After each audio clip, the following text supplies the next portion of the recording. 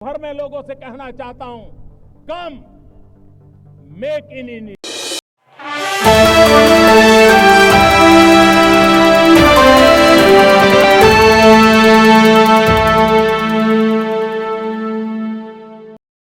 भारतीय नौसेना की ताकत अब और ज्यादा बढ़ गई है। दरअसल आज नौसेना के बेड़े में देश का पहला स्वदेशी डाइविंग सपोर्ट वेसल आईएनएस निस्तार शामिल हो गया है।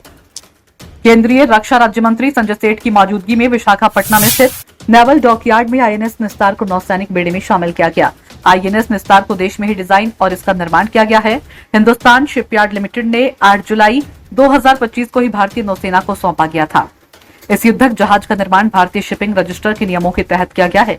केंद्रीय रक्षा राज्य मंत्री संजय सेठ ने कहा कि भारतीय नौसेना का इतिहास गौरवशाली है और आईएनएस निस्तार भारत की ताकत को और बढ़ाएगा। उन्होंने कहा कि भारत आज सैन्य मामले में आत्मनिर्भरता की तरफ बढ़ रहा है और अब आयातक से निर्यातक बन रहा है। भारत ने 23,622 करोड़ रुपए हथियार निर्यात किए हैं और अब लक्ष्य 50,000 करोड़ रुपए के हथियार निर्यात करने का है। इस अवसर पर नौसेना प्रमुख एडमिरल दिनेश त्रिपाठी ने कहा कि नए आईएनएस निस्तार से नौसेना की डाइविंग क्षमता और गहरे पानी में भी काम करने की क्षमता बेहतर होगी। उन्होंने कहा कि पुराने जहाज कभी नहीं मरते, वे सिर्फ नए रूप में हमारे पास वापस आते हैं।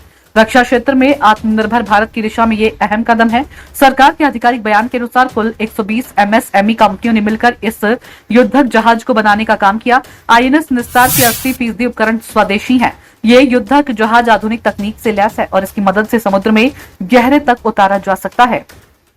इस डाइविंग सपोर्ट वेसल की मदद राहत और बचाव कार्य चलाने, मरम्मत के काम आदि में काफी मदद मिलेगी। दुनिया के चुनिंदा देशों के पास ही अभी आईएनएस निस्तार जैसी ताकत है। निस्तार नाम संस्कृत भाषा से लिया गया है, जिसका मतलब होता है आजादी या बचाव। आईएनएस निस्तार की खासियत की बात करें तो ये 118 मीटर लंबा और 10,000 टन वजनी जहाज है, जो समुद्र में गहराई तक जाने में मदद करने वाले उपकरणों से लैस है। इसकी मदद से 300 मीटर तक समुद्र की गहराई में जाया जा सकता है।